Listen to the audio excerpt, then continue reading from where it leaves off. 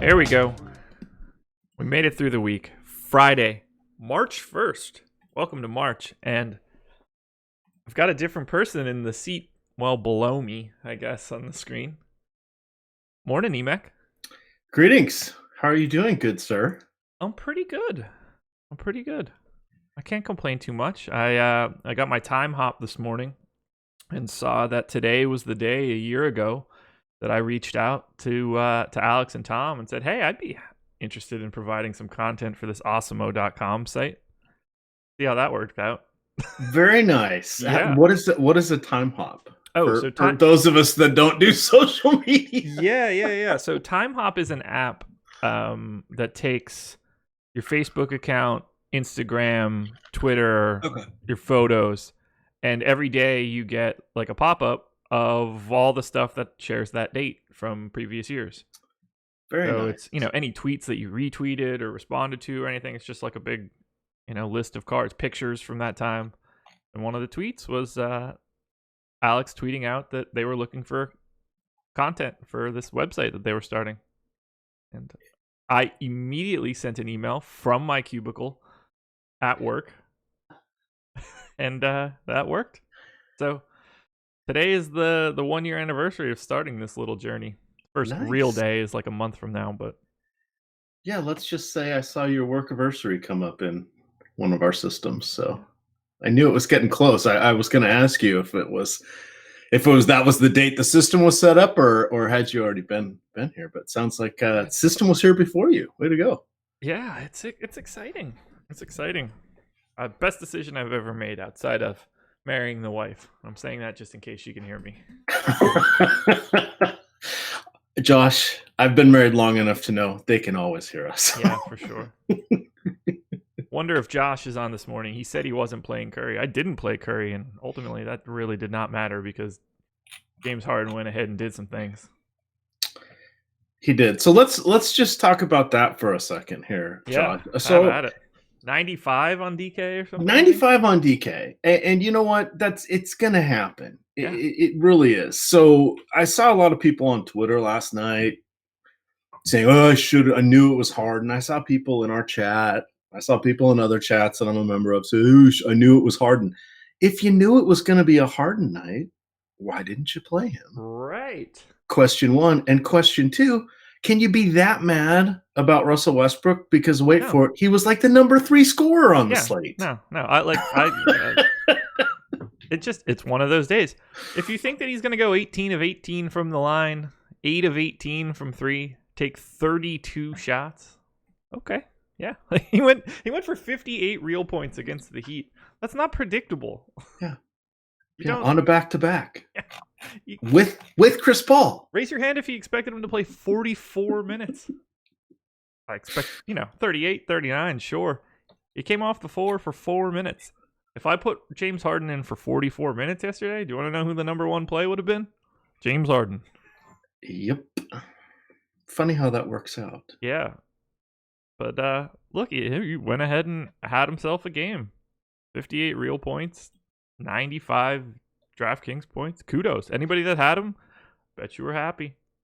Yeah, absolutely. And that was the other thing. It's like it's okay to have him. And most of our shows, well, we weren't necessarily highlighting him as the play because it was so. And once Paul George was out, I mean, good God, Westbrook was just. It was there for the taking in what should have been a good game, fast-paced. Hey, it turned out they struggled a little bit. That's going to happen. And who knew that was going to be essentially one of the lowest scoring games of the night? Who knew that Jokic was going to get his 5th foul in the late-night hammer game in the 3rd quarter? Just all sorts of stuff happens. There's variance within basketball, and I think a lot of times people overlook that, Josh, because it's the most projectable sport. Right. But then they go out and play the games. Oh, absolutely. And if you flip this scenario on its head and Chris Paul got ruled out, everybody would have went bonkers for James Harden. Yes. And as you should. Look, Harden was in a really rough spot. A matchup against the Heat, not fun. They've got a lot of switchable, wingy dudes. The guys that were hurt, guys that were out, like Hassan Whiteside, not really a problem for James Harden. They're just putting more dudes on the floor. It didn't look good. sometimes James Harden is just James Harden, and he makes 18 free throws and knocks down 8 threes. Then you just tip your cap and wake up the next morning. I opened that. I didn't like. I knew that he was playing really well, and he was projected for like 70 and change right before I laid down. I opened up the DK Live app. And was just like, whoo. Yeah, it was not worth staying up to watch the late games because I was doing poorly. So I ended up giving back almost everything that I had cobbled together since Sunday. I was like, I had 4 or 5 nice days, nothing major. But I look at this point in basketball, any day you're not losing is a win. Because I ended up like $2 or something, $3. Yeah. So, woo. Yeah, that was a good one. No, I'm gonna go get some chicken nuggets with that money. Yeah, exactly. I played about $120 and I got about $35 back. So I was like, really? Yeah. Back to the drawing board today, though. But hey, it's a Jeremy Lin day, so I have that to look forward to. Wait, is it? Well, it's the no longer Fred Van Elite fan. Oh, okay. I was like, is like Kyle Lowry out? Was I not paying attention? No. I'm looking forward to Jeremy Lin with seemingly nobody out. So I'm lining up to once again pay the rake. I'm going to drop that link in chat. This is the formerly the Fred Van Elite contest. I have to play Fred Van Vliet. He's out, so I'm playing his direct backup, Jeremy Lin. So unless Lin is ruled out before the game, Lin will be in my lineup. If Lin is ruled out, then I'll take whatever guard is up next. Same thing I did with Van Vliet when I would take DeLon Wright or Danny Green as his backup. Whichever is seemingly the worst one is the one I'll take. So you guys can have fun. This will be on my Twitter timeline today. And of course, I'm going to drop this in Slack and in the Yahoo chat. This is for fun, guys, or the YouTube chat. This is for fun and enjoy. So there you go. You can beat me. The whole point is to have fun here. There you go. 7-game slate today. Let's hit the normal stuff out of the gate. NBA strategy is the promo code. One big word. 50% off your first month with us.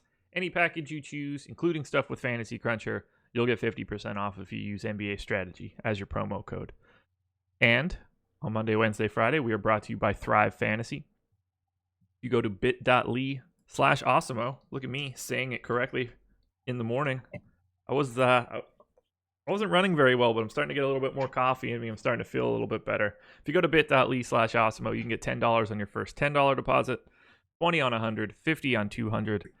And Thrive is a new DFS site that works off of player props. So they give you a list of 20. You pick your favorite 10, and you try to pick whether a player is going to go over or under a certain points, rebounds, assists, steals, blocks number.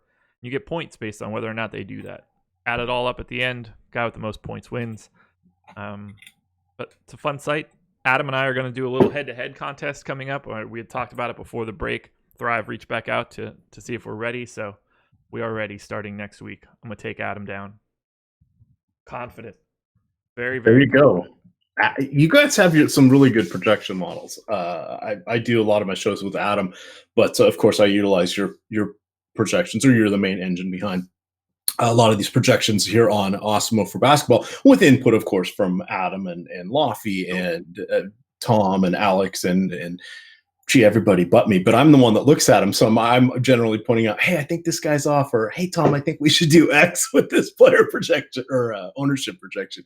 But no, I love it. So, but you guys have some of the great projections that are out there. I've used quite a few. Been doing this for a long time, but the consistency and knowing what you guys put in and the timeliness of the updates, that's what puts ours first and foremost for me. And people say, look, again, I mentioned at the beginning of the show, basketball is one of the most projectable sports, but you still got to look at minutes. You still got to do nuances. And watching you and Adam and Laffy on these shows here, because all three of you do your own minutes projections, is pretty impressive. Yeah. So just want to call that out, because I do like to watch the shows when I'm not on them. Yeah, we put the work in, man. It's a lot. Those things don't just jump out.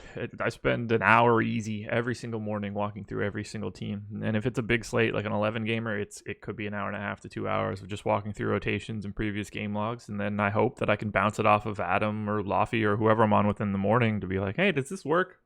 Is Raul Neto going to start tonight? It was yesterday's. Look, we got plenty of time at 9:30 in the morning to make changes and add to our assumptions. And yeah, do my best. You ready to talk about these games?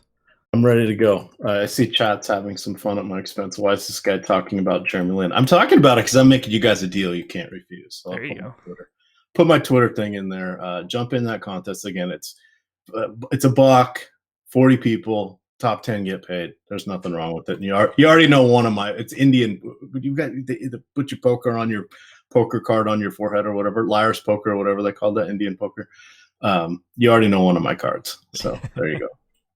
Well, speaking of Jeremy Lin, his former team is hosting the Chicago Bulls. The Atlanta Hawks, 116.25 implied total.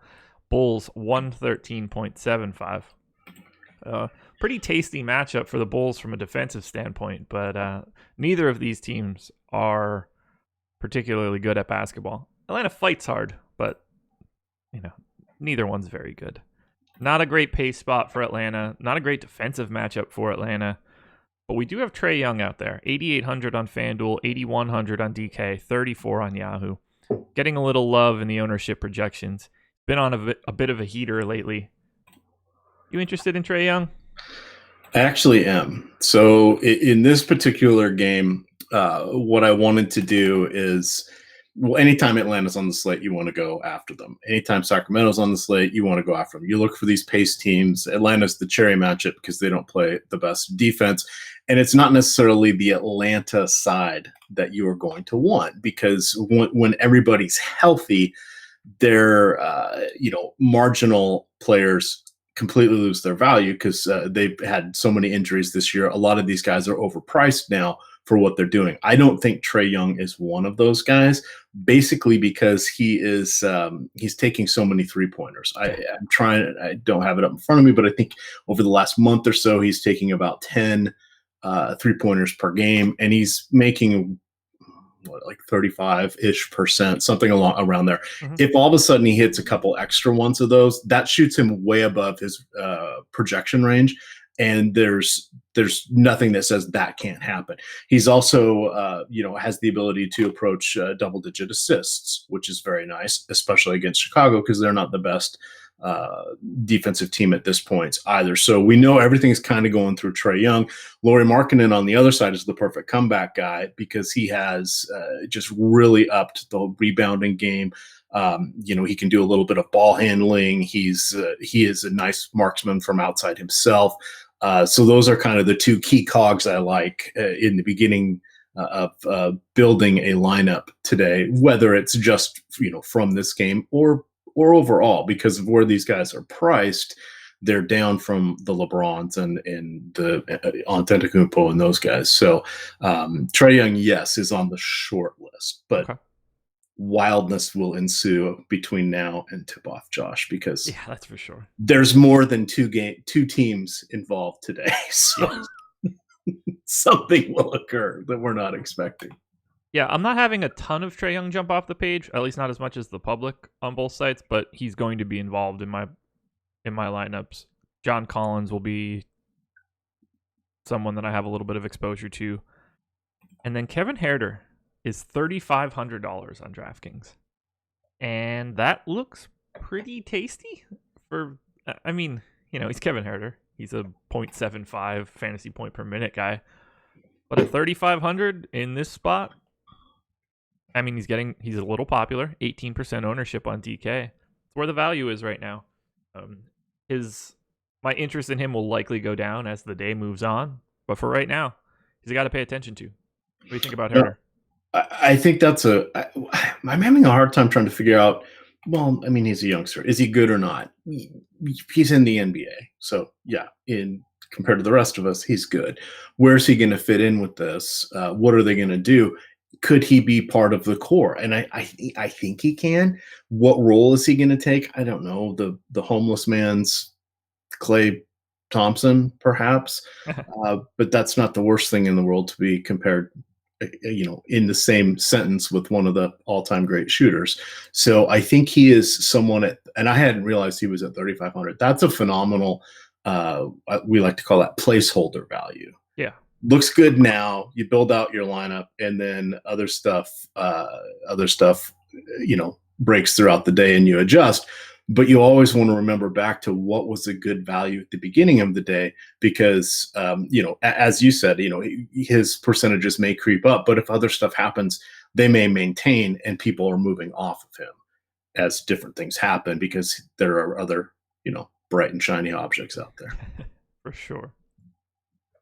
Now, the Chicago side, this is the spot I want to be on. And I'm not really comfortable about that because they are the Chicago Bulls, but very monstrous pace up spot. It's not a great implied total. None of these teams that play at the 7:30 spot. 7:30, I might add, people. We've got an extra half hour tonight. So deeper dive at 5:30, live before lock at 6:30. Make sure you're aware of that. I like a lot of the Bulls. And they're popular-ish in ownership. They're all in the, we got 5 guys on FanDuel in double digits. We've got 3 on DK. But I really like Markkanen. Doesn't matter which site. I think he's probably better priced on FanDuel. I really like Zach LaVine. Both sites. Again, I probably prefer him a little bit more on FanDuel. I love Otto Porter. I'm in for Chris Dunn, which I don't like, but, I'll say it. And then, Robin Lopez, 4,900 on FanDuel, 4,900 on DK. Mick on that price. The dude's just playing a ton of minutes like it's 8 years ago. It's the Wayback Machine for him and Joakim Noah and some of these guys. It's been crazy. Lopez played 40 minutes in his last game, 34 the one before that, 27. Oh, gee, that now seems like the outlier because the 3 before that were 31, 32, 33. 4,900, I don't mind this at all. The matchup against Atlanta is a tasty one, and there's going to be some guys missing some shots with Dunn, LaVine, Herter, Trae Young, etc. So that means rebounds. For sure. Ton of them out there. Not exactly a sharpshooting bunch in Chicago. No one will accuse them of that. No, not. Long-term projectability, Porter, Markkanen, LaVine, sorta. Chris Dunn can't shoot. What's the deal with Shaq Harrison? Why is he... Who was out that was somehow he got some minutes the other day? Dunn. Oh, I guess he stinks. Let me rephrase that. His minutes are about the same. He actually shot the ball. Yeah, he hasn't. 19, 20, and 19 the last 3 games. He's still... Yeah, he's even at the flat minute. Looking at his shot attempts, 5, 2, 1, 4, 2, 5, 3. Yeah, there's nothing there. Sorry, I just remembered that he ended up in an optimal lineup I had looked at, but it must have been a shorter slate, and him being at the minimum must have put him in there. Yeah. So for me, I'm going to end up on a lot of Bulls, at least as of right now. And I don't really have a preference. They're all grading out really similar. It's Markkanen, LaVine, and Porter as like the 3 clear-cut guys. If I had to rank them, probably LaVine, then Markkanen, then Porter. But I'm just going to be on them. The extra pace is going to help out. And for right now, I'm comfortable with that. Hawks defense is really, really bad from a defensive or from a fantasy standpoint. So soak up the Bulls. Anything else from you? Well, since we have time and it's a leisurely pace, and you and I don't get to do a lot of shows together, I wanted to ask you about in your projections, you have included a column for standard. I'm assuming it's standard deviation. It's the SD abbreviation, but yes. Is that a percentage of range you're looking at? Like if we were to load that into Cruncher, that should be the quote, the randomness field, or is that, how would we use that particular column? Yeah, so I added my standard deviation into the projections a couple days ago, and I do use it as randomness, but if you are a premium sub and you're doing this, you do not want to put that number into the randomness column in Fantasy Cruncher. That is not what that means. You can use it as randomness, but the randomness column in Fantasy Cruncher is a percentage. what's posted on the projections is an actual amount of points. So when you enter something into Fantasy Cruncher, it's going to give you a percent range. Let's say you put 10% randomness in on a guy that's projected for 20 points. What that's going to do on each lineup that it calculates on is give you someone in between 8 or change that guy's projection from just flat 20 to something in the 18 to 22 range, 10% on either side. So if you want to set up those percentages based on what that person's standard deviation is, I would recommend that because that is exactly what I do. But yeah, that is now posted.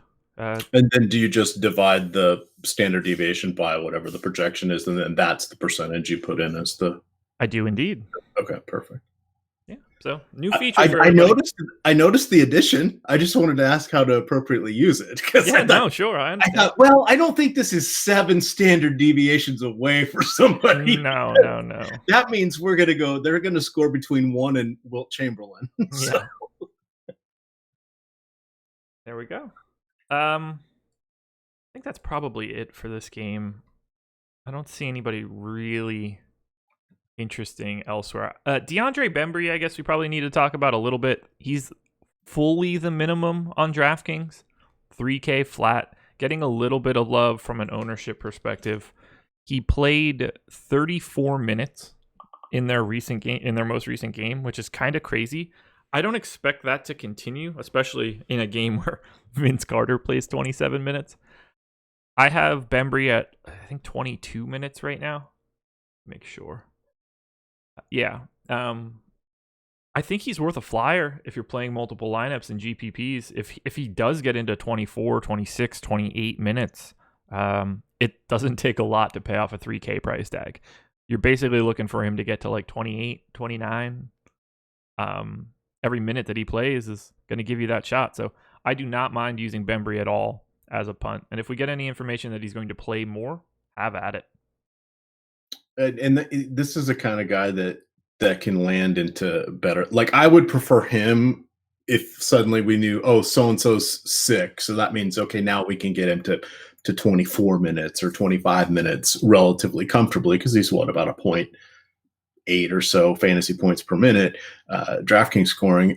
I would like him more than someone like Wayne Selden. Like, if we found out Otto Porter's out, well, I'm not going to rush to Wayne Selden because I just don't see the upside from him. But Bembry has a little bit better chance to do this. And that, assuming even if Selden was the absolute minimum as well, I think Bembry is a better producer because he can do it in a variety of ways, whereas Selden kind of is scoring and rebounds. Yeah, if they believe in this point Bembry thing and he gets some of the backup run behind Trae Young, then feel free at the absolute minimum. I have no idea why he's only 3,000. He's 4,500 on FanDuel. So this is a DK play. You want to move on? It sounds good to me. Let's do it.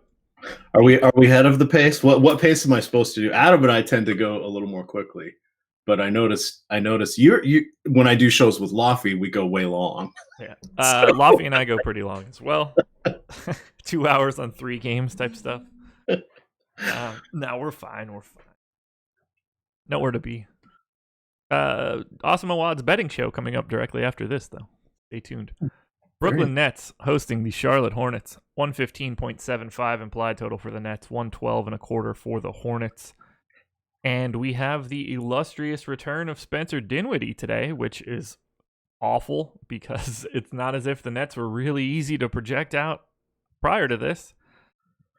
I don't know what to do here. I don't know what the rotation is going to look like. I don't know how many minutes Dinwiddie is going to go for tonight. I put him in for 24. They have way too many bodies, and in these situations previously, Kenny Atkinson has taken to just sort of flattening people out. I don't get the sense that we're going to see like 5 guys play 34 minutes in normal rotations. So I have a really difficult time recommending anybody with any sort of volume. Outside of maybe Jared Allen on DK at 5,300, where the center minutes are going to be split between Ed Davis and Allen. Otherwise, this is a really, really difficult spot. Did you know? And I went and looked this up. I've used the on-off tools. Did you know that Jared Allen and Ed Davis have played 8 possessions together this season. I did not. I would guess that they were all like rebounding opportunities on free throws and stuff. It was like one. Oh, that's probably a good point. That's probably how it happened. It's like 1.1 minutes is the total. Like it was low enough that I like some of the. I had to go to like 3 different of these like Wowie and other on-off tools because they weren't registering properly. Yeah, because it was so. Yeah, they're not going to play together ever. Yeah. 8 seconds left, down 1. Somebody else shooting a free throw. You get both of those guys on for the board, call a timeout, and get one of their asses off the floor. Yeah, or both, I guess. Yeah, it's really hard to recommend anything outside of Allen just because of his price, because we have no idea how this shakes out. I assume Russell takes a small hit in minutes. It's hard to get LeVert up there. Alan Crabb probably has to take a bit of a haircut. Joe Harris plays 30-something minutes every night. I assume that he has to take one as well. Just really hard to fit all these guys in. Does Shabazz Napier just stop playing? Like, I don't. Does Kurucs die? Does Travion Graham die? I don't know, and I don't think that we can know. No, it's just I'm just looking at all the minutes here, and damn, for some reason I thought he was going to be out for the rest of the season. But I guess with the way they're hanging around in the playoff race, it makes sense that he's back. And if they were tanking, it wouldn't have surprised me. 2 years ago, it wouldn't surprise me if he was just out for the rest of the season. But now, they want to work him back for the playoffs. Yeah, and what the hell happened with Rondé Hollis-Jefferson? He is not interested in. Atkinson is not interested in having him on the floor any longer. He's a restricted free agent, so I assume they're just thinking we're not going to bring him back. Park your ass. I guess. Or he's just not that good. That also helps. They're giving the shot to Kurucs, Travion Graham. I mean, I guess the individual defense doesn't. God, since the advent of the Warriors basketball, we're going small, the death lineup, all of that. Being a lockdown defender doesn't really matter as much anymore. And no. I always thought that Rondé Hollis-Jefferson was. I mean, various points in fantasy, he's been classified from a shooting guard to small forward to power forward to pretty much everything you want. I mean, he plays the 5. Yeah. Well, Jeff Green now has center eligibility on DraftKings. I saw that. Yeah, Rondé Hollis-Jefferson is like the poor man's PJ Tucker. Yes. So I was just surprised because if you look back in the days of the variety of Bruce Bowens and the variety of guys from Spurs, they hit this corner 3, play lockdown defense, bug the hell out of the opponent's best guy. That's Rondé Hollis-Jefferson. But yeah, the world has changed. Got the Hornets side, which pretty popular. 5 guys over 10% on DK, 4 on FanDuel. Pace up spot, but not a great implied total. 3rd lowest of the day. I will never complain about getting any Kemba, particularly at 8,200 on DraftKings, where I think he's a really nice spot. I will have some Kemba. Cody Zeller is pretty chalky at 5,800. I would rather have Jared Allen at 53 than Zeller at 58. But if I get anybody else, I always have some Nick Batum. I'll have him again tonight. Jeremy Lamb looks to be back to 30 minutes, so I'll have a little bit of Lamb. But I don't see anybody that is a core piece for me, but lots of rotational stuff coming out of Charlotte. Yeah, I'm looking here to figure out. And Zeller had so he made 13 of 14 shots.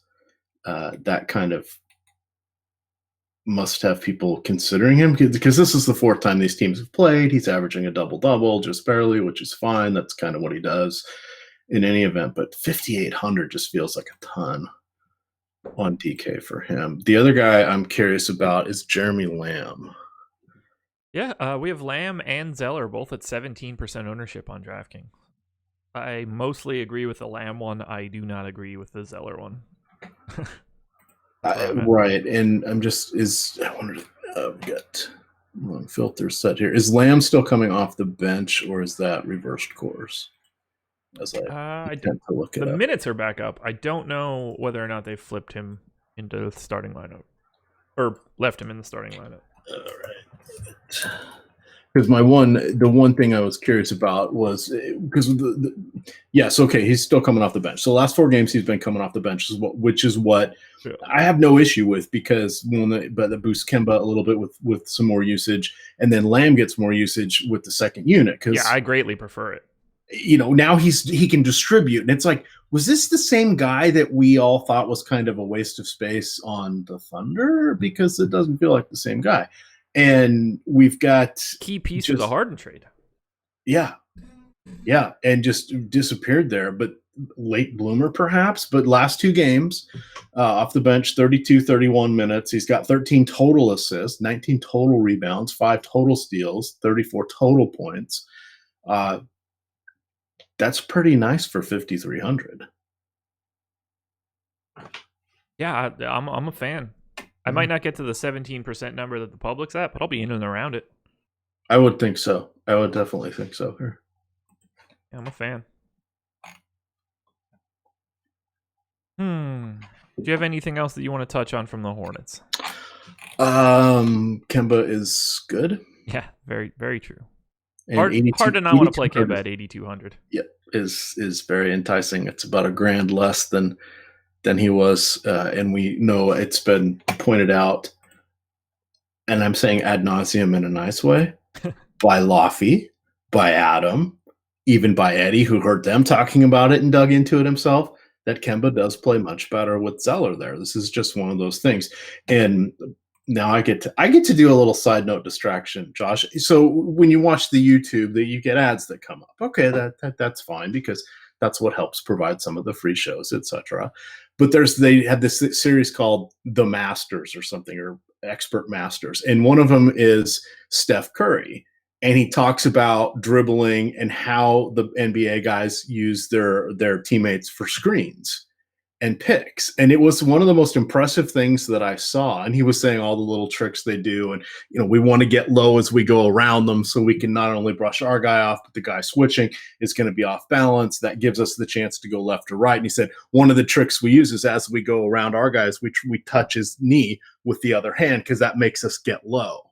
And I just thought, wow, that's all going on. And you like, if you're watching in the flow of the game, you're just like, you never know. But you watch him break it down slow and say, kind of, here's what I'm going to do. And then he does it in like, half speed or whatever. It's like, wow, there's a lot more going into this than you expect. You're just like, oh, set me a screen. It's like, they're pushing every advantage, yada, yada, yada. Anyway, that's kind of neither here nor there. But when you get a good set of guys that seemingly play great together, there are reasons for that. And that's just one of the things that I think is wildly nuanced in basketball that we don't see in really any of the other sports. You don't see it in baseball. I mean, you have pitchers and catchers, but yeah, that's great. Quarterbacks, you had the quote timing with their wide receivers, but I didn't expect to see that in basketball, but it makes sense. And it's just kind of the next level of nuance that reminds you how neat just these world-class athletes are at their jobs. That's Kemba and Cody Zeller right there. Yeah. Better together. What is ex-Cossack? I didn't love playing hoops back I wasn't around in the 60s. 70s, I got a different answer for you, but 60s, that's even before me. Yes, I'm good for our next game. And this one's for you. The Toronto Raptors hosting the Portland Trail Blazers. 115 implied total for the Raptors, 110 for the Blazers. Both teams really good on defense. The 2 best fantasy defensive teams over their last 15 games. Very low implied total. Not exactly a pacey affair. I don't love this game. A little bit of Kawhi, I think, is okay. A little bit of Pascal Siakam is okay. All of Toronto is priced better on FanDuel than they are on DraftKings. I will basically not have the Raptors on DK. Outside of your boy, Jeremy Lin, do you see anything from Toronto that is interesting to you? No, which is very sad, but no. It's an easy no. You hit it, the one guy, Siakam. Yep. That's it. And to be clear, you guys should not be playing Jeremy Lin. No, you should not. You should be playing in the Jeremy Lin fan club contest, where I am required to have the honor of playing him. So I'll put that in chat one more time. But yeah, I think people get confused because they're like, well, you name the contest after him. Well, you think he's good? No, I don't. Yeah. That's why I'm doing this. It's supposed to be funny. Yeah, I have a hard time getting to anything here. It's just a really, really unappealing fantasy game. Great regular basketball game. Terrible DFS game. Yeah. What the hell's going on with Mo Harkless? Is he finally healthy now? I'm sure he won't be in the near future.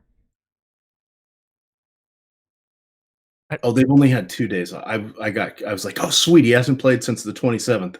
There are only 28 days in February. Yes, there are. So, he played 37 minutes on the 27th.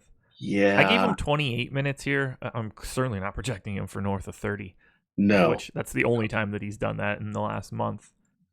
At 3,800 on DraftKings, he's certainly a worthwhile punt, but he's still Mo Harkless. I don't care if he's playing better. I don't mind using him if he's going to play 28 minutes at 3,800. I assume more value opens up throughout the day, and it becomes not that important. And we have no Enes Kanter tonight. I don't know if you've seen this. Kanter is not traveling to this game because it's in Toronto, and he assumes that he will be arrested at the border. Which is a really weird thing to me, because he is Enes Kanter. He is a public figure. They will know where he is always. If this game were in Portland, you would know that at 10 o'clock tonight, Enes Kanter is going to be in the Rose Garden or whatever the hell the Portland Arena is called at this point, and you can just pick him up. I don't understand why going to that one particular place is like, okay, we're Canadian people now. You got to come with us. It's such a weird thing. If this is trouble, then he should get kicked out of the United States as well. This shouldn't be like safe haven. Yeah, it's really weird. As if Canada is so different than us. Has he just gone off the deep end at this point? I mean, he's from Turkey, so he's either completely right or completely wrong, I would imagine. I don't know. I don't know enough about Kanter to know if he is the rational piece of this thing or the irrational, because there's another NBA player on the opposite side of this, so I don't really know who to believe. You're not going. You don't know if it's is it Turkoglu? It is. So like, I don't know who to trust, but all I know is no Kanter in Toronto tonight. Well, that's going to do nice things for Nurkic, but it's not a guarantee, because this is still, as you mentioned, this is going to be a tough matchup. Yeah. Regardless, maybe Nurkic gets. We don't have to worry about him staying fresh by losing a few minutes, or you know what I mean. But by Kanter capping him by 4 or 5 minutes, so he gets that. But it's not like much has changed. And even if Kanter, if we looked at this pre-Kanter trade, you'd still be saying the same thing. Decent spot, 7,300. He'll end up on some of my lineups. The thing about Harkless, if this was the late game, if this was in Portland, I think we'd be treating it a little bit differently, because we'd be looking at that 2 or a 3 game slate, and then more of these guys would come into play. But on both sides of this one, I just don't see much from a fantasy standpoint. Yeah, I agree. If you end up with a Damian Lillard lineup and you're playing 20 max, you're not going to be upset. I don't mind using Nurkic in one. I think that his minutes are slightly more solidified now. I do have Collins and Leonard getting some time. And by the way, YouTube chat, I just want Kanter to be safe. I don't interject in any sort of political dealings. I know why he's doing what he's doing. It's just really weird to think about it from a Canada perspective, who I just assume is like our 51st state. Yes. Once upon a time, Josh, it really was before the unfortunate incidents that one September. I saw like a meme or something that we should try to get rid of some of our national debt by selling Montana to Canada. I don't know if that was real, like a real take, or just like a joke take or whatever, but I did laugh. Well, because it's not that much different than Saskatchewan or some of their prairie. Like, oh, do it. Prairie problem. I hear it's nice. A river runs through it, wasn't that? I assume that the air is really clean. Like breathing is probably a blast there. And the posted speed limit in a lot of places is 85 miles an hour. I don't need that. It's Jason Kelly in YouTube chat. I'm in for that. Peace, Montana. All right, we've gotten through 3 games that are honestly just not that appealing, but we've got a lot of good stuff coming up. So hit that like button while you're here. It's a good time to ask for it. And now let's head to Boston, a team in turmoil. The Celtics, 120 implied total, hosting Ship My Money's Washington Wizards, 111 implied total. 9-point favorites for Boston. Pace up spot. I'm going to the Boston well. It just makes me a little nervous. Kyrie Irving, 9,900 on FanDuel, 8,900 on DraftKings. I'm quite the fan of Mr. Irving today. What do you think about Kyrie? I think he's in that nice spot there that makes him on DraftKings a bit of a pay up option from Walker and even Lillard. The matchup against Washington is a relatively good one, even though they've been a little bit better on defense over the last 30 days than they have than they were for the first half of the season. It's still a good matchup for him. He's had to listen to a lot of people doubting him, his leadership style, etc. The question is, how much of a head case is he? Does this galvanize him? Does this just say, "Peace, I'm outie"? They've lost 6 of their last 8 there for Boston. I mean, I don't want to see the demise of anybody, but I'm laughing on the inside whenever I see this because they were set just in this fall. I mean, it looked, they got those young guys that went to the deep into the playoffs. They've now Kyrie's back. Now Gordon Hayward's back. We're going to make a run. LeBron's not in the conference. They're falling apart. They are. It's kind of crazy. They were all set up. Perfectly set up. Nope. If you look at their roster, though, Josh, none of them. I mean, they're all decent. They're all good. But Baines is not playing. Who's going to shut up and do the dirty work on this roster? Marcus Morris, I guess. Smart, maybe. Morris is pissy, though. Yeah. Although he and his brother are perpetually annoyed. Unless they're on the same team. Yeah. Did you know that they have the same tattoos? Have you heard that story? Oh, they're like the same person. There's always like the jokes that one of them goes in and plays for the other, like halftime and stuff. Oh, I had a full conspiracy theory worked out because one was injured at all times when they were at Detroit and Washington for about a 3-month stretch, and I kept saying, okay, their cities are close by. Now all of a sudden the other one's out and this one's in. The healthy one is now on the other team. Yeah, I'm gonna have some Kyrie here. I would rather play Kemba just because it's cheaper. So keep an eye on that ownership. But Kyrie's in play to me in this spot. So is Horford. Jason Tatum, one of my faves on FanDuel today. Not as much so on DK. And I'll get to a little bit of Gordon Hayward. I won't have 21% Marcus Morris like the public on FanDuel, but there's a lot to like here on Boston just because of the pace of this game. And 120 implied total is the 4th highest on the slate, but number 1 is the Pelicans at 121. So we have 4 teams from 120 to 121. Celtics are one of them. I want to try and capitalize on as much of that offense as I possibly can. So I'm going to work these guys in. I would agree. None of them is overly popping from a DraftKings perspective. I do like Al Horford at 6,400 because he has power forward eligibility. That is definitely key.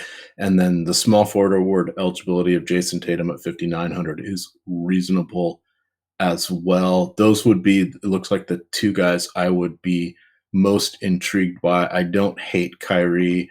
I think if you're playing on draft, Kyrie is someone you can look to at about pick 6 today. Anytime after pick 6, that's probably where you want to take him. But adequate. I just love the 3 remaining games so much that's where the bulk of my player pool is coming from. Okay. Washington. Nothing too crazy for me. every single day I'll basically have some sort of exposure to Bradley Beal. I would much rather have Kyrie at 9,900 on FanDuel than Beal at 9,900. And I would rather have Kyrie at 89 than Beal at 87, but that doesn't mean that Beal is out of play for me. Jabari Parker is at 4% expected ownership on DraftKings right now, 4,700. If today is the day that it breaks and he gets the time, I would like to have some Jabari. Kind of scary because he's Jabari Parker. Yeah, and now he's Jabari Parker with a new team, and that it's dicey because, and Adam's talked about, Adam and I on our shows talk about this a lot because we both watch a lot of the Wizards. They're sort of my adopted team, and I'm reeling in the Bryce Harper leaving town. We're rooting for laundry, I guess, as Jerry Seinfeld says. But I think when you look at the Wizards, and this is one of the permanent groups I have set up in Fantasy Cruncher, is I say don't play more than 2 of Thomas Bryant, Jeff Green, Trevor Ariza, Bobby Portis, and Jabari Parker, because I think they are all decent guys. They all contribute in a variety of ways. And then wherever their salary is and whatever projections we have, the crunch will take care of getting the right combinations in my lineup, but I don't want to end up with more than 2 of them. But to me, it doesn't really matter which 2 I get. Tonight, I would be surprised if I'll probably have half of one per lineup. So there won't be that many, but there's a few permanent rules. I like to use Cruncher, Josh. I know you do, but that's one of the things people I think forget about is you can set up permanent rules. Another good one is don't play Ed Davis and Jared Allen in the same lineup, and just leave those in there all the time because you don't have to set them up every day. You can just select that rule on the days these teams play. Yep. So I will work my way through Ariza, Parker, Satoransky on DK, Satoransky on either site, really. It's hard for me to really love them. And X Cossack said, is a game versus Boston the right game environment for Parker? I like him more in a sloppy track meet game. I don't necessarily disagree.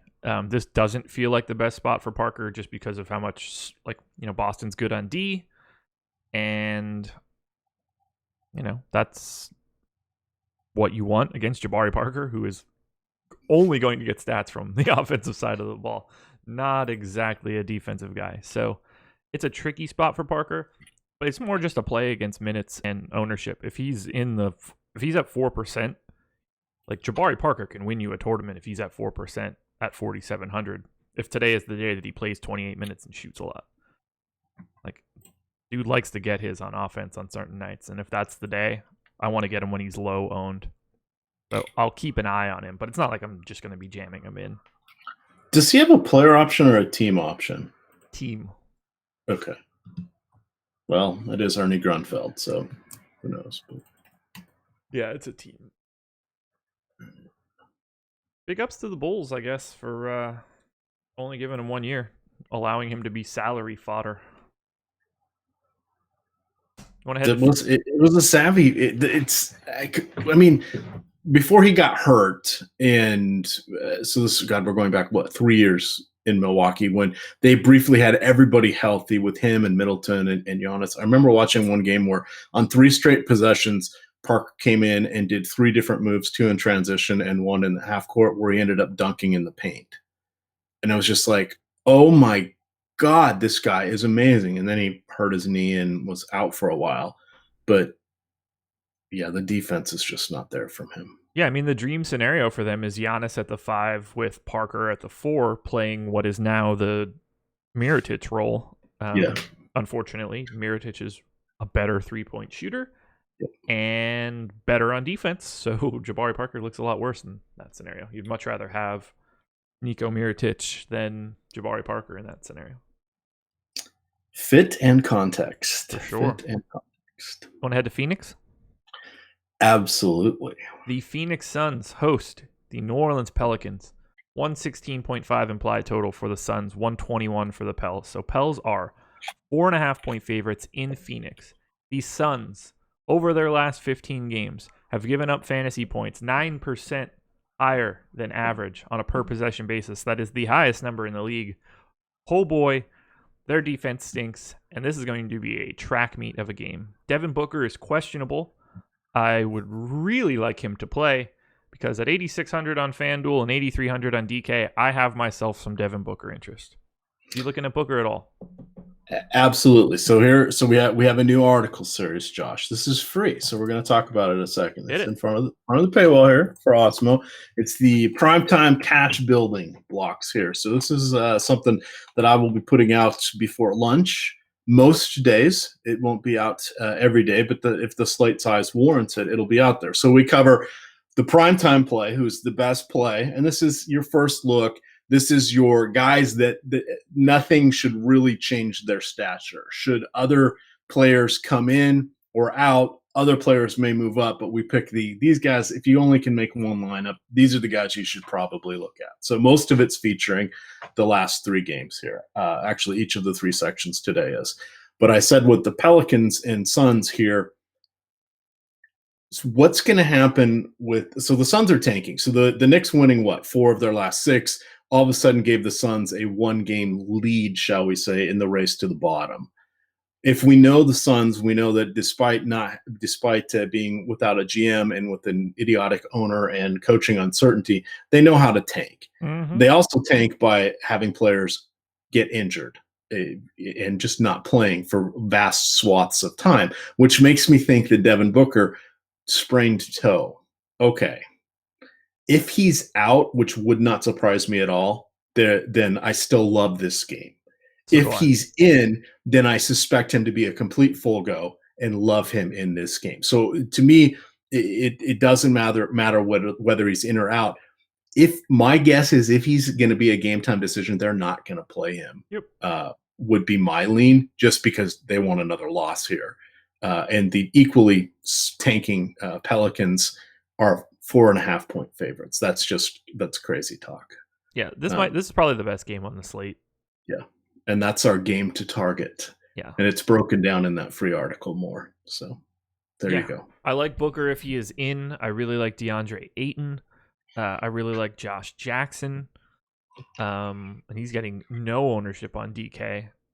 If Booker ends up being out, I want Oubre, Jackson, Tyler Johnson, Bridges, probably DeAnthony Melton. Jamal Crawford is probably in play in that scenario. There's lots to like from Phoenix. It's scary because they're bad, but this is a really nice up-tempo game to try to target. I completely agree with all of those plays. The only one that didn't get highlighted in my article is DeAnthony Melton. Well, and Jamal Crawford. Shout out to Rainier Beach High School. Yeah, those guys are only on board if Booker is out. Correct. Otherwise, they are not guys you want. Now, the Pelicans side. Oh boy, I'm going to have a lot of this. So Drew Holiday is $9K on FanDuel and $7,900 on DraftKings. Drew Holiday is my favorite play on DK today. Really? Yes. $7,900 is just too cheap, especially if Anthony Davis continues to play 22 minutes. And none in the fourth quarter. Right. Like if you knew that Anthony Davis was out today and Drew Holiday was 7,900, you'd be like, oh my God, we got to get Drew Holiday in there. He plays 34 minutes a game or more. And, AD is out. He's just too cheap. But because he plays 20 minutes, it's as if that's not the case. I love this spot. Phoenix's defense is so bad. Drew Holiday should thrive here. I'm so pumped for it. Yeah, I'm not. I was just calling up game logs here to see what happened in that Lakers game where they won. So they won by about a dozen there, and he played 33 minutes. Yeah, so he's played 33 to 36 minutes each of his last 3 games, and 4 of his last 5, which all land in the hey Drew is going to play about 25 to 26 minutes a game or whatever Gentry's comment was. That's not happening. No, it's like his price is being tagged to that quote But in all actuality, they just keep running him out there. His price has gone down for 1, 2, 3, 4, 5, 6, 7, 8 straight games, Josh. He started out in February 8th at 9,200, and it's literally gone down by 100 or 200 every day. That's crazy. Let's hope it's not today because he's. I can't get enough of Drew Holiday. Right. I also can't get enough of Julius Randle. 8,800 on FanDuel, 8K on DK. Played monster minutes in the last one. I've got him in for 34 right now. He's a little popular, but I do not mind whatsoever.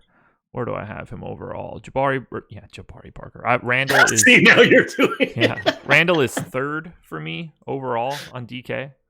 I love getting as much of the Pelicans as I can. And he's power forward on FanDuel. He's my favorite power forward on FanDuel. All right. Well, let's not stop there. We got Elfrid Payton. Yeah. Up-tempo matchup, no defense. Did we get an Elfrid triple-double tonight? One of his patented, oh shit, I forgot he could do that, triple-doubles. He is 6,400 on FanDuel, 5,600 on DK. Right now I'm projecting to be like 3 times the field. He's only 6% on DK. I'll have 3 times that easy. I love this Pelicans team today. Can you tell? Absolutely. Kenrich Williams playing 30, 35 minutes. Late slate, sure. Game stack, I have no problem. But if I'm just building lineups, I don't think I'll get there. So he's only played 24 and 26 the last 2 games. And that's the hard part is that now the new Kenrich Williams, even with Davis limited? Because I would have thought he'd be a guy that would be more solid. So what are you... since you follow this along and do all of the minutes projections here for our baseline NBA stuff, what are you seeing from that trend? I have him at 26 minutes. He's not in play for me. Okay. He's really not in play unless Anthony Davis is out and he can get more minutes at the 4. All right. How about a guy that can score almost 2 fantasy points per minute who's going to play 20 to 22 minutes and is 6,800 on DK? AD. We're going there, Josh. We're going there. I don't disagree at all. I would have a lot of him on FanDuel as well, 76. Maybe not a lot. That's probably not the right way to say it. You have to give up the center spot on FanDuel, right? Yeah, I don't love it. Here's the problem. I will have to manually adjust my exposure caps for Anthony Davis because his right tail of outcomes is not the same because there's no ability. Well, I guess there is an ability to play more minutes, but the upside is limited because he's not playing more no matter what, or at least shouldn't be. No one's going to expect that. So I don't mind using him for 6,800 on DK. He will grade out in my stuff way better because it doesn't know how to handle that in a distribution. So while I like him and a normal guy that is a 1.6 fantasy point per minute guy at 6,800 would look good at 22 minutes, I can't justify it that way. But I don't mind using him as a little bit of a flyer. He could he could easily go for 45 in 22 minutes against the Suns team. Yeah, and that's it, but I think that's probably the upside. Yep. Unless he goes 10 of 12 and hits a couple threes and gets 4 blocks. Yeah. Which is it's possible, but that's a 2% outcome for that happening. If I were playing if I were in a 20 max on DK, I'd probably want one Anthony Davis. Yeah. That feels right. But Holiday, Randle, Payton, get a lot of those guys. That's the spot. It doesn't get much better than that tonight. And That's my main focus. It's the perfect counter move for the next game we're going to talk about, which is going to be we got to stack this one, guys.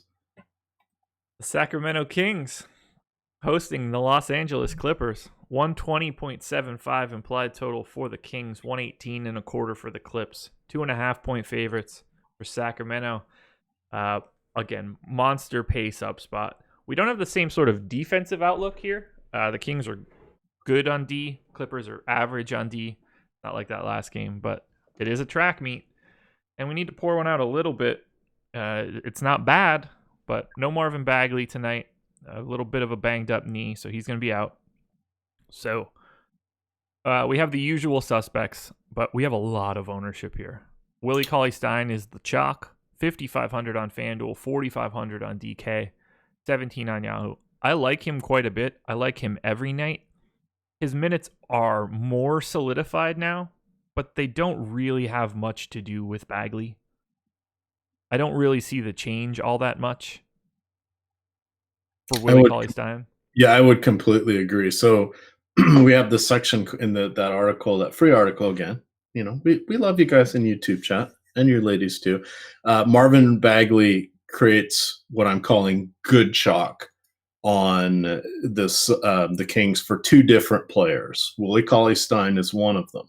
Now, my main point is, as you just said, Willie Cauley-Stein is not going to see a major boost in minutes. No. He's just not.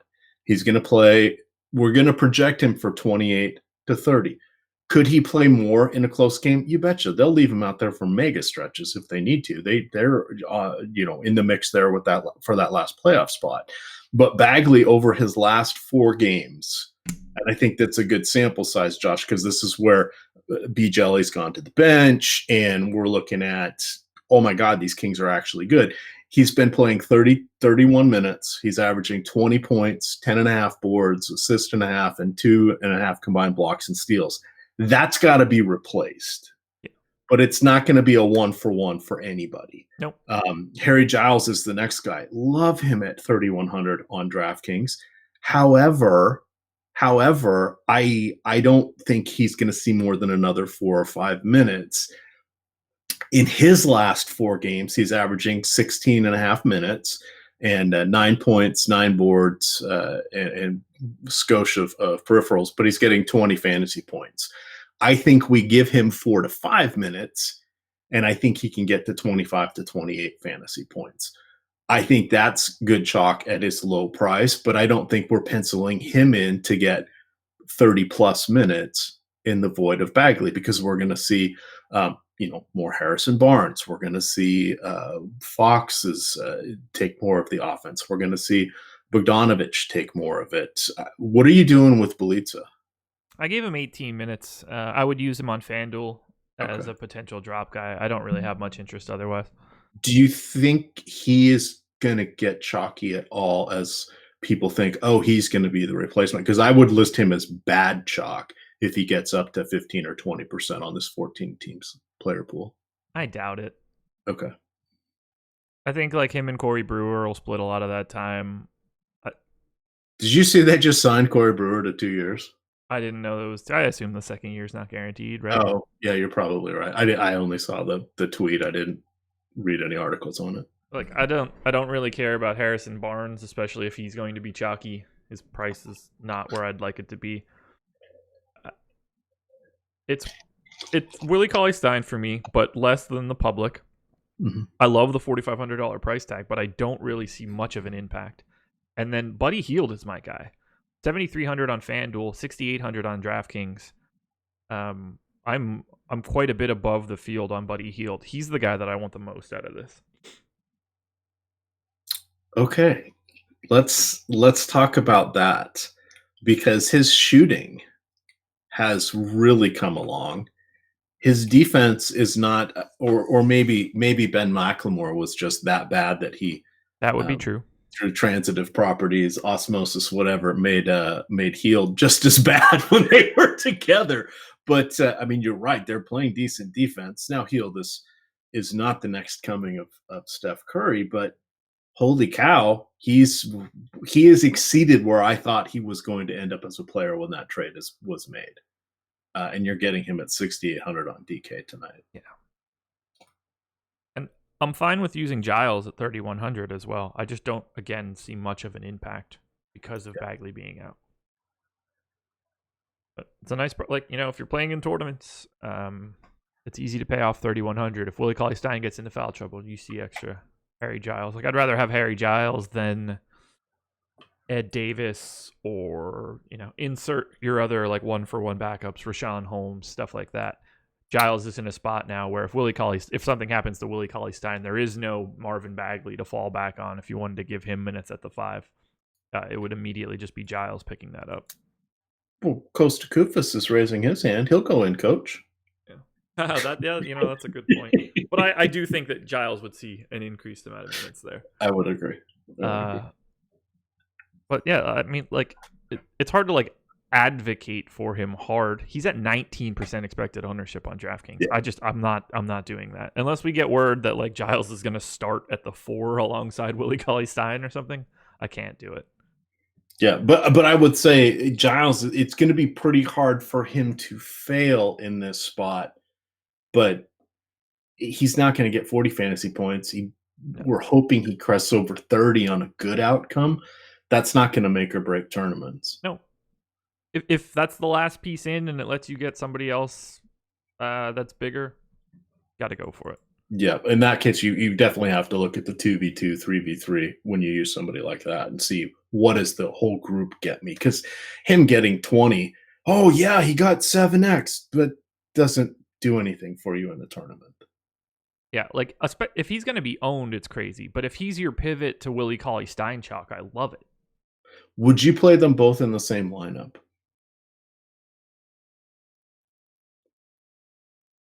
Probably not, because I would just rather go to a different really low salary guy than Giles.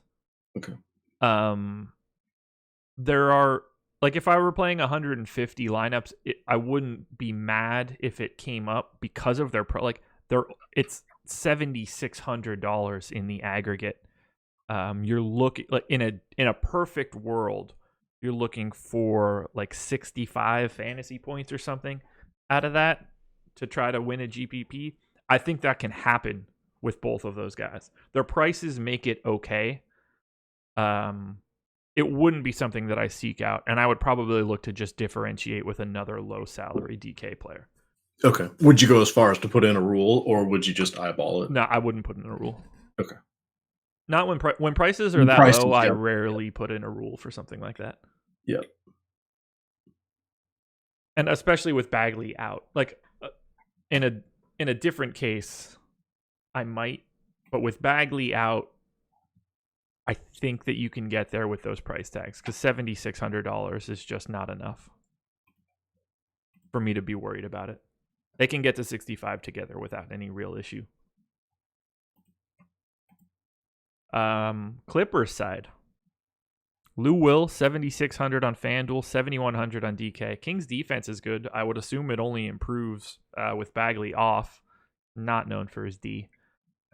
This is a monster paced up spot for the Clippers. And even though they are the underdogs and on the road, they still have a really nice implied total, higher than every single team that plays at 730. So I'm going to get to some Lou Will. The public's right around where I'm at. So he's just going to be a guy that's in my lineups. I'm not seeking him out, but I don't hate it at that price. Plus, if this is close, he's closing down the stretch, which is just phenomenal. Yep. I'll have a little bit of Montrezl Harrell, more on FanDuel than on DK, 6,900 compared to 64. After that, it's just sort of filler. I don't have much interest in Gallo, Bev, Zubac, Green, whatever.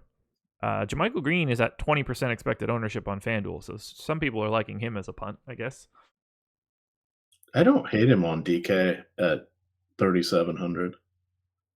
That's got to be, it's more of a late slate play, though, because he's basically hitting what you would think would be his best possible outcome his last 3 games, basically going 4 for 10 with 8 boards and averaging 1 combined block and steal per game. So he's going to be right around 20. He does have 30 fantasy point upside if everything were to go his way, and that's not an unrealistic outcome, but 24 is probably more likely. So that puts him in the same boat as Giles in the same game. But I like Montrezl Harrell quite a bit, actually, even at 6,400, because he has that power forward eligibility. Yeah. Only 5% expected ownership. It's not a great DK price in comparison to his FanDuel price, but I like the positional flexibility, and I am likely to be double the field if he's at 5. Now teams have changed. They have, there's no Tobias Harris. There's no Bagley. Belita, all this stuff. But this is the fourth time these two teams have met, and in the first three, Harrell is averaging 28 minutes and just shy of 40 DK points. He's averaging 23 and a half and 7 rebounds. Just throwing it out there. Just throwing it out. 23. Yeah. Those are relatively big numbers for someone that's that priced. Now, yes, they are. Who knows what's going to happen tonight? But you do like to see, well, he has done it before this season a few times. So, you ready to close this one out? We got a lot to talk about on this next one. Yeah, I am, because Landry Shamet starting, Gilgeous-Alexander starting. They're empty guys. They don't do much for us. No, I haven't. Landry is at 0.54 FanDuel points over his last 30 days. That's pretty bad. Yeah. Yeah, he was one of the guys I was grabbing as I did a bunch of those draft best balls, and he was a guy I was grabbing with my last pick, because I thought, okay, if he's going to start, maybe he cobbles together 20 minutes, and any of the weeks where he has 4 games and the rest of my guys, somebody gets hurt or they have 3 games, then he could get 80 fantasy points and make it into the thing. Yeah, I've been watching him play. He's not going to do that. And here we go. The Los Angeles Lakers hosting the Milwaukee Bucks. 116.25 implied total for the Lakers. 120.75 for the Bucks. 4.5 point favorites in LA. Lakers defense, terrible. Bucks defense, good. Really big pace spot here. Normally I would say let's start with the Lakers, but I think that we need to start with the elephant in the room. Or I guess kind of like the unicorn in the room. Does Giannis play his normal amount of minutes? Because he's the best play on the slate on FanDuel if he does. Yeah, I'm saying no. I don't. I haven't looked at what you've projected him. I don't think I feel confident in saying he gets more than 30 minutes tonight. I have him in for 32. I don't know what to do. It's 10:29 a.m. Yeah. We will have. I hope that we have more information on Giannis' status by 7:30. I have no reason to suspect that he is not himself tonight after getting an extra day's rest, but I can't begin to say this with any sort of confidence. So take that for what it's worth. But if we have news that Giannis Antetokounmpo is going to play like he normally does, Giannis at 11K on FanDuel is the best play of the day. 11.6 on DraftKings. I'm probably going to go a different direction. He should not be $600 more expensive on DK. That's tough. That's a real tough sell.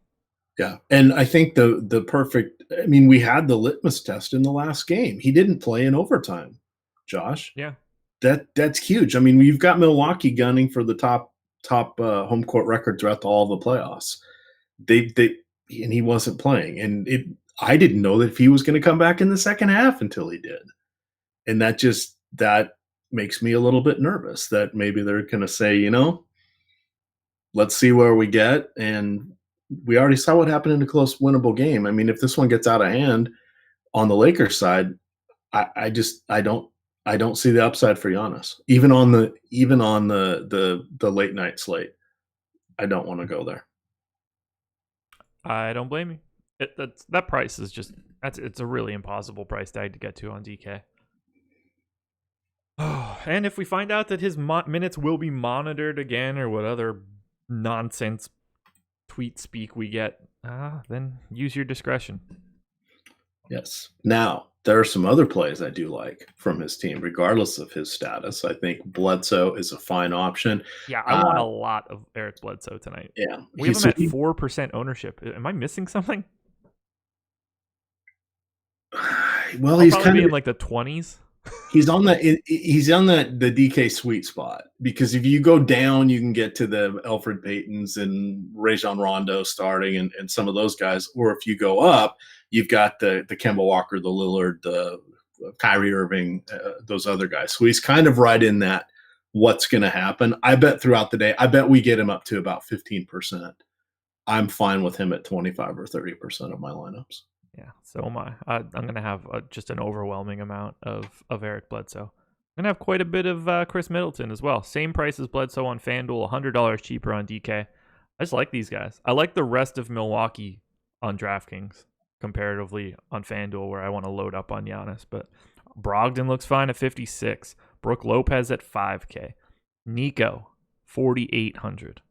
I'm in for all of these guys. I just want a lot of Milwaukee. The Lakers defense is dreadful. What do you think Mirotic is going to play? I put him in for 24. Okay. Yeah, they just don't seem to be ramping him up as much. This does strike me as a spot where you could play a lot of Giannis at the 5 and see less minutes from Brooke Lopez, or they can just have Brooke Lopez stretching out, taking JaVale off the court. I'm really anxious to see the rotations here, because they've been playing JaVale less, a lot more, Kuzma, potentially more Muscala in the spot.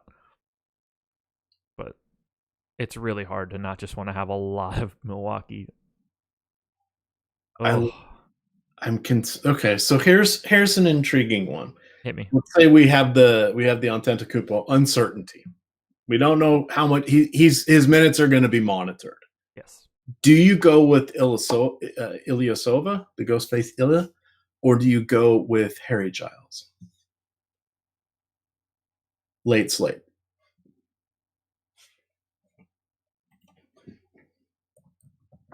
If I'm playing multiple lineups in a tournament, I'd like to have a little bit more Ilyasova, because Giles is going to be owned like crazy.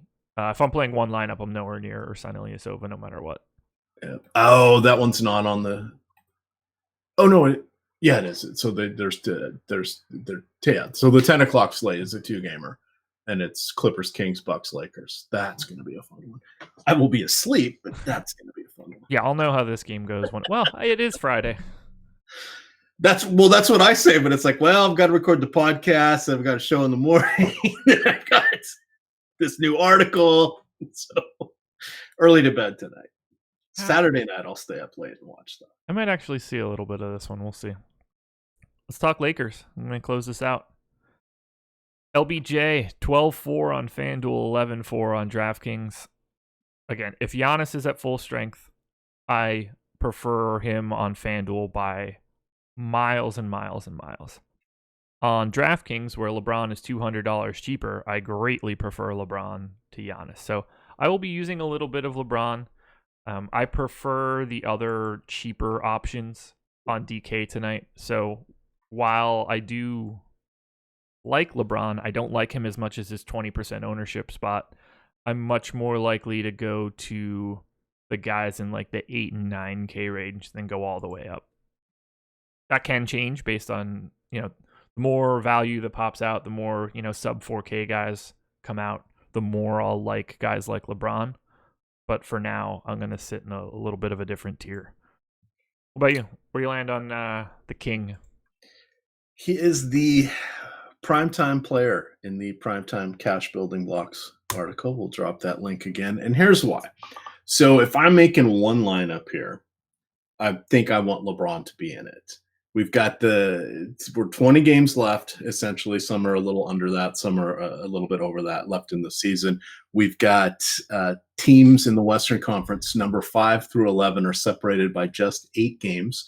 These games are going to be against a lot of the teams playing each other now down the home stretch for their 4th and final time. We're going to see a lot of movement in the potential standings movement implications. We already know playoff LeBron mode has been engaged. He has said that, and they need him to win. They have to keep winning. They need to win like 85% of their games to make it. They have less than a 20% chance of making the playoffs. So I think even if we look at our raw points, and I looked at 3 or 4 projection systems that are out there this morning, and LeBron's number 1 in all of them. He's also number 1 relatively handily at this point. Now, we don't know what's going on with Giannis and a few other people, but he's standing out by about 10 points ahead of the next closest person. So if I'm doing one lineup, I want LeBron to be in it tonight. Yeah, I don't disagree with that at all. One lineup, he's probably my base. Of all the guys, like the only guy that I actually prefer on a dollar for dollar basis at the top is Kyrie. After that, I'm going all the way down to the like Randall, Drew Holiday, Zach LaVine area. I don't like a lot at the top on DraftKings today. It seems a lot easier to fit in these like 7, 8, 9 guys. You'll see how that shakes out by the time we get to 7:30. But I will have quite a bit of LeBron, just probably less than the public. Yeah, I suspect I will be at minimum at. Could see it getting, and right now we have him at 20 on DK. I could see myself getting up to 30% maybe. I'm also going to be playing a ton of the late slate. He'll probably be 70-ish% just because, unless we know what's going on with Giannis, but I'll be 80 plus on LeBron, I think, in that 2-game late slate. Keep a close eye on the line for this game if you see any major swings. I might point you in the direction of Giannis's health. A little hidden but obvious indicator. Yeah. How do you want to manage Rondo? 5,500 on FanDuel, chalky. 5K on DK, a little chalky. Got the start in the last game for JaVale, which is a really funny visual. It says Rajon Rondo will start for JaVale McGee. You don't normally see those sorts of point guard for center swaps in the starting lineup. Do you think that he maintains that spot in the starting lineup? Do you think he sees big minutes? What do you want to do with Rondo? Let's see. The opposition will have Rolo as their center, which I think can be handled by Kuzma or others. So and we know that Walton has said that Rondo, he wants to start him more often than not down the stretch here. I think this is a place where he can do it. Basically, if they don't run off, 8 of their next 10 or 9 of their next 10, the Lakers are not going to make the playoffs. So they're in win now mode, and there's no pussyfooting around. So I think if they're really going to do this Rondo thing, they're going to do it again tonight.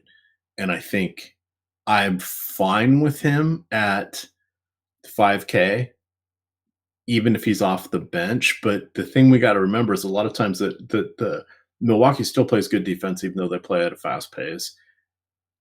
You want the guys that shoot from so like if you think of the 3-point contest, you want the guys that make shots from those wing spots, because that's kind of how Milwaukee funnels things when they collapse their defense. That if you can kick it to those guys there, they have a better chance. That's not Rondo. Rondo doesn't shoot. Not in volume. And he's not really going to be driving to the basket. So we're counting on gosh, I hope he gets 4 or 5 buckets. He can get them in transition or whatever. That's fine. But we need double-digit assists. Is he going to get there with LeBron on the court at the same time? I don't know. That makes it a little bit tougher. So the 5K price point feels good, but is he going to get 30 fantasy points tonight? Because he's only topped that once in his last 8 games. Yeah, I don't see the major appeal. I'll definitely be under on Rondo. Yeah, I hope he starts. I'd feel more comfortable being lower. I don't have much that I love. I'll work through Ingram and Kuzma into some lineups. I don't have much of a preference between the two. They're basically equals to me. Other than that, it's pretty much just LeBron. I don't have any real interesting takes for the Lakers. Ingram is a lot better on Yahoo rather. I like what Ingram has been doing scoring wise. Been good lately. And I'm just trying to see what else has he done differently to get him over the edge. I mean, it looks like, it's assists. He's getting a couple more assists per game than he has been on average, so that gives him another 3 fantasy points. He's getting about another rebound, and then he's scoring about 5 more points. So that's where it's ticking up. Because my thing is, you're right, I never know what to do with him and Kuzma. I mean, I agree that they're equals. Usually you let price dictate in those situations, but it's $200. I'd probably lean slightly towards Ingram. Okay. Just because I like the shooting guard. Yeah, no problems with that. I'd probably take the guy that gets less ownership, basically. Mm-hmm. And in this case, it's Ingram. Do you know what time it is? I feel like we're gonna thrive. I'm feeling some pep in my step. We are going to thrive. Thrive Fantasy, everybody. You go to bit.ly/Osimo. Ooh, I missed my slash. bit.ly/Osimo. You could sign up for Thrive, get $10 on your first $10 deposit, 20 on 100, 50 on 200. We are going to pick some props. I have a hint for you, Josh. Okay. Like if you're doing a show, this is the I'm passing the torch. This is the wizened veteran who's done 1,500 shows. If you do a show and you have an Excel sheet in front of you, you can type all that in and then just copy paste it into chat. Very like true. That, Very and true. You'll see it. So just throwing it because I think if memory serves, you have an Excel sheet handy. I do have one handy. I do. And you have a gazillion tabs, and you're one of the most organized people I've ever seen. So there you go. Yeah, I should probably do that. That's a great idea. I could probably just keep it on the Thrive site, on this Thrive sheet. Let's just type that in now. http bit.ly/Osimo. Done. Actually, let's undo that. Now we go. Done. Cool. I can copy that. Yay. See, and mine has. I just say download the app and get $10 on any 10 deposit, 20 for 150 for 200 or more. It's all right there. It's all right there. Alrighty. I kid, chat. I kid.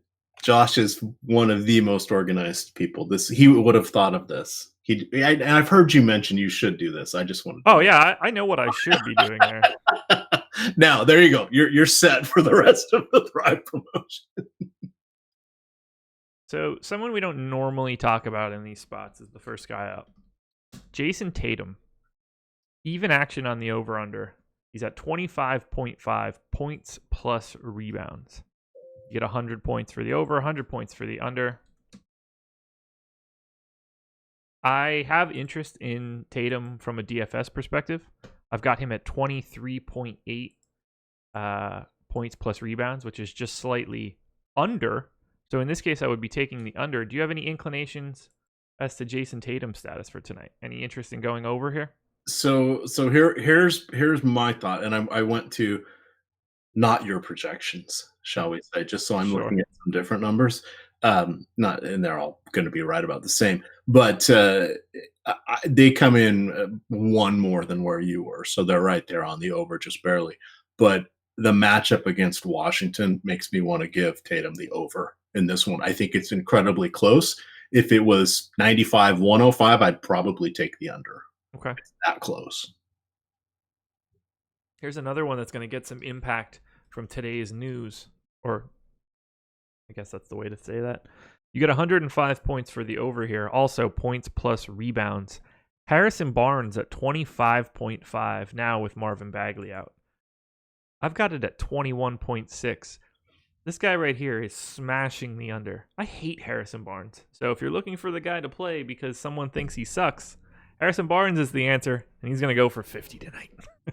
I would agree, and if only Thaddeus Young was on the same slate, you could parlay those two together to have a monster night, because I would be shitting on them. So. Thad Young worked out for me yesterday. I got happy there. How many steals and blocks did he get? I know that he had 3 at one point. He finished with like just under 40 fantasy points, so I was tolerant. Yeah, for him. That's usually his wild card. Is how many? Yep. Hustle helper stats he gets. So yeah, I would take the under on Harrison Barnes. You guys know what to do with that information. We've got Kyle Kuzma in the late slate, or in the late game. Points plus rebounds plus assists. You get 105 points for the over. The line is set at 28.5. How you feeling about the Kuz tonight? I will go over. I think he gets to 30 combined. I have Kyle Kuzma at 28.4. The line is 28.5. This is going to be one that I just pass on. Seems like a good line, Thrive. Congratulations. Do 2 more. Are you looking at them by any chance? I am, because I'm in Virginia, I am unable to. Gotcha. Okay. So, and just for those that don't, Virginia is fantasy sports is legal here. They just have to pay a $50,000 initial one-time fee. So the big sites have paid it, Draft has paid it, but the smaller sites haven't.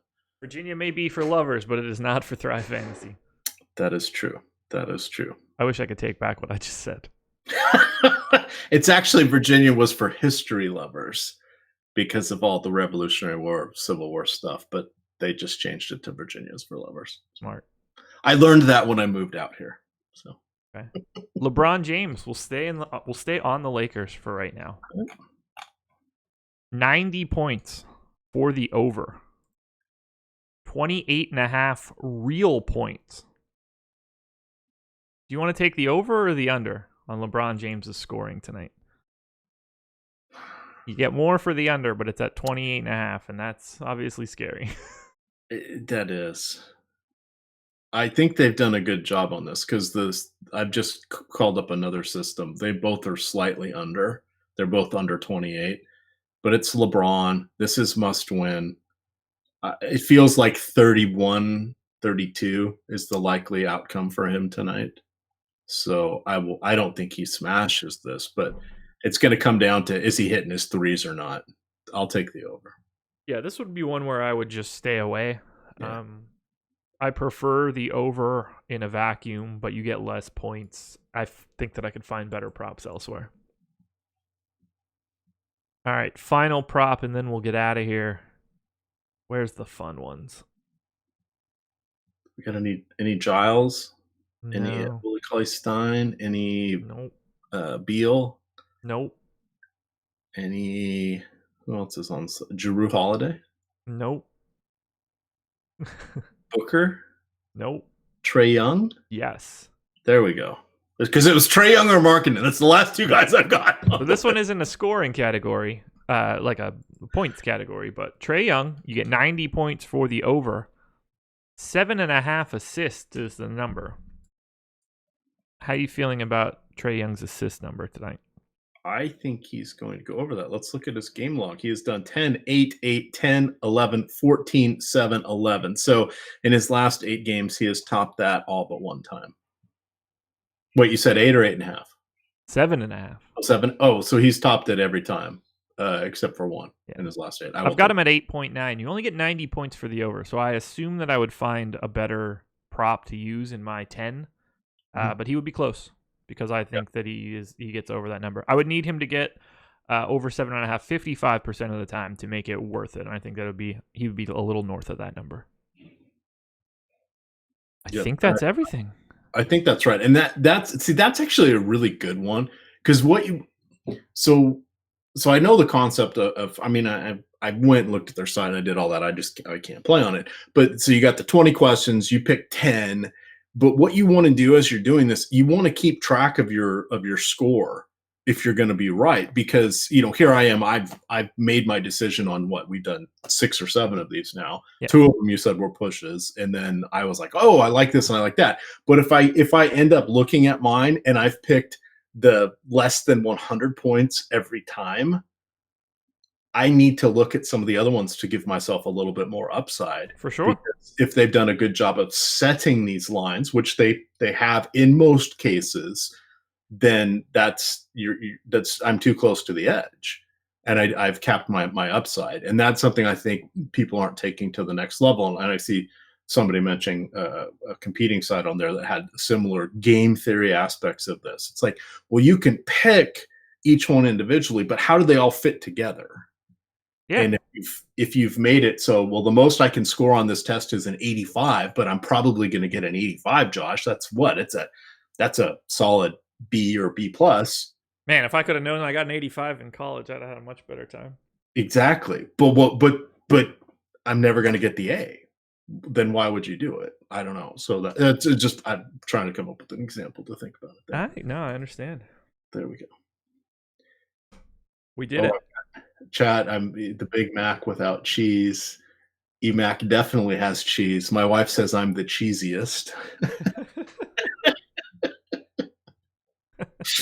So there we are. Hit that like button, everybody. NBA Strategy is the promo code. 50% off your first month with us. Shout out to Thrive. Stick around 11:30 a.m. Ben and Jordan talking some sports betting. Deeper dive tonight, 5:30. Myself, Laffy, talking all of these games once again. Ship My Money is on the left coast right now, looking to take down the DK Live final tomorrow. So cross your fingers and cheer that man on. Maybe if he wins that tournament, he can buy himself a new modem. We're not letting him on a show and like, oh, okay, so Adam's not here. This is fun. Do you want to know what his dad does? Sure. His dad's an IT guy. Fantastic. He told me that the other day because I'm like, why do we keep having problems? And he's like, oh, it's this. And they said, yeah, my dad said he would look at it for me or whatever. And I'm like, well, what does your dad do? He's like, he oversees IT. I'm like, okay, there are no excuses now, Mr. Adam. Ship my modem chair. Yeah, insanity.